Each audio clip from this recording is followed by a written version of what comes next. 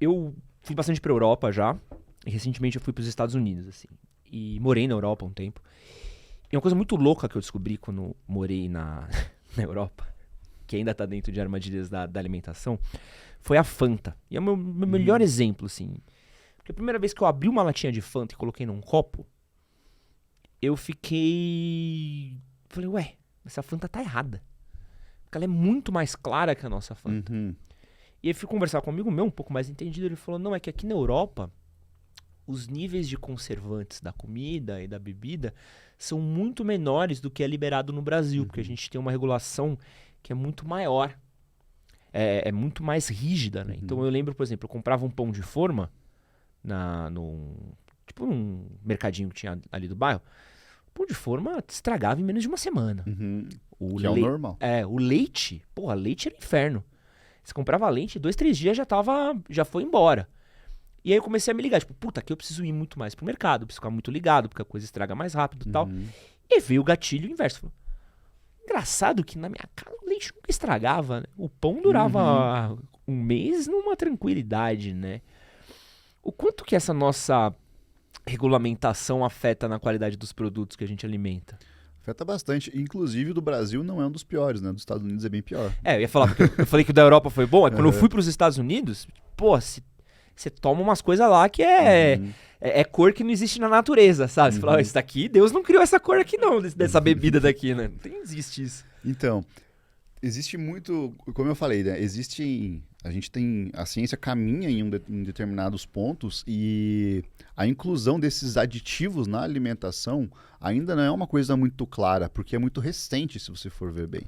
Então, assim, você tem esses aditivos, mas são aqui das última década, mais ou menos, que está crescendo realmente, né? Você vai ver uma coisa que eu tô achando absurdo ultimamente, cara, é ver os caras colocando aquele energético famoso. Ele criou, não aquele tão famoso, o outro, que é famoso também. Ele criou um energético para criança, só que não tem cafeína, né? Mas, cara, Por que, Deus? eles criaram. Você vai dar um energético pra uma criança? Porque o pai tá tomando, a criança quer a do pai, e o pai fala: Ah, é não, docinho, né? não, o meu você não vai tomar, porque a criança tá tomando energético com açúcar, imagina ainda, né? Aí eles fizeram um refrigerante com uma cor radioativa para as crianças, pequenininho assim, e isso entrou para as crianças tomarem agora como se fosse um refrigerante realmente, né? Então a gente não tem muito conhecimento, cara, de fato nesse médio e longo prazo do que muitos dos aditivos alimentares podem causar na nossa saúde. O que a gente vem percebendo é que a quantidade de sintomas de doenças autoimunes, das pessoas reclamando de aumento na intensidade de doenças autoimunes, sabe? Então, às vezes, o cara tem celíaco, o cara tem lúpus, Crohn, uma doença mais autoimune assim. A quantidade de pessoas que têm relatado aumento significativo nos sintomas, mesmo mantendo uma alimentação até ok, um estilo de vida ok, é muito grande, né? Tanto que existe uma vertente da dieta carnívora agora. Não sei se você já viu a galera fazendo, muita gente fazendo.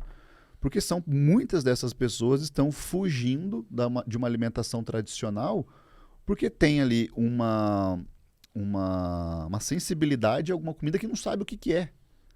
E o cara tira tudo e com a carne ele melhora. Mas não é a carne que está fazendo bem para ele, é a retirada de alguma coisa da alimentação. Caraca. E aí o Não, cara fica preso naquela dieta por um bom tempo, piorando a saúde dele em níveis absurdos. E até perguntam pra gente por que, Lincoln, não fazem estudos controlados com gente que faz dieta carnívora. Porque não é ético, cara. Os comitês não acham ético, porque a gente tem um conhecimento de nutrição das últimas décadas que vem funcionando, né? Que é realmente comprovado. Se você pega a dieta mediterrânea, se você pega a DASH, que são dietas meio parecidas, que envolve o consumo bastante de fitoquímicos, de frutas, de vegetais e tudo mais, e você vai pegar um negócio que vai contra tudo que a gente já sabe, torna-se antiético. Só que ao mesmo tempo é muito complicado começar a identificar quais são os alimentos realmente que podem estar trazendo esses problemas. Vou te dar um exemplo, vou te dar dois exemplos. Existe uma intolerância à histamina. Histamina a gente encontra na alimentação também, nos alimentos ou então alimentos que favorecem você liberar histamina. qual que é o sintoma? Não é no teu intestino. O sintoma é principalmente em rinite e sinusite. Uau! E é uma intolerância alimentar. Então, é uma pessoa que fica com o nariz o dia inteiro escorrendo, trata há anos e não sabe o que, que é. E muitas vezes pode ser uma intolerância à histamina. A gente tem intolerâncias, alergias a sulfitos, né? Presente no vinho, presente principalmente ali frutos do mar e tal. O colateral dessas intolerâncias é a asma. O cara tem asma, o cara fica com falta de ar, com palpitação. Não tem problema gastrointestinal. O problema dele é uma asma. Então ele fica com asma crônica. Tirou esses sulfitos, os sintomas desaparecem. Tem algumas pessoas que têm uma artrite muito forte, né? Que é uma doença autoimune também. E aí tiram alguns alimentos vegetais, então começam a comer só carne e tem remissão dos sintomas. Só que aqui a gente não consegue identificar até agora o que pode estar ocasionando nessas pessoas. Né? Porque dos sulfitos a ciência pegou. Tem até uma pesquisadora aqui na USP que trabalha bastante com isso. Da histamina a gente pegou. Algumas outras coisas a gente vai pegando. Por exemplo, tem pessoas que não metabolizam vitamina B6.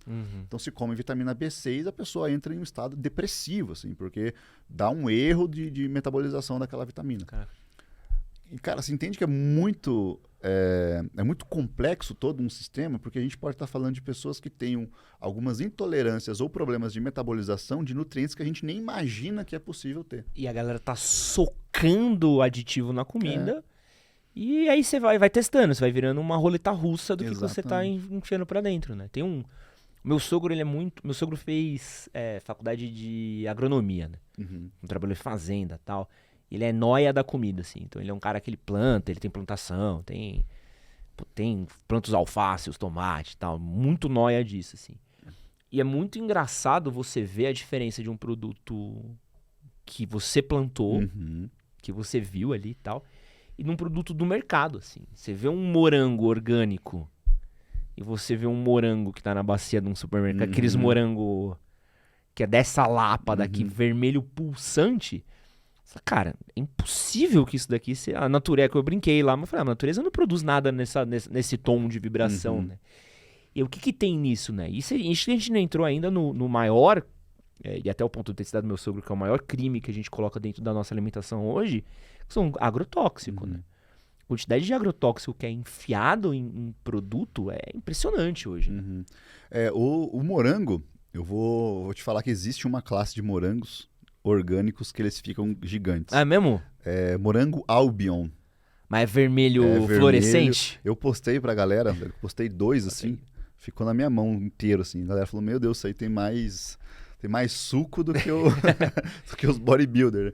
Mas é uma classe, cara. E eu comprei como orgânico, caro pra um caramba. Acho que era R$4 cada morango. Caramba. Só que o pessoal mostrou lá que tinha certificado e tudo mais.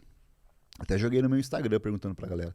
E existe mesmo. Então, às vezes pode ser. Mas se for um morango tradicional, normalmente não é, né? Não vai ser aquele morango pequenininho.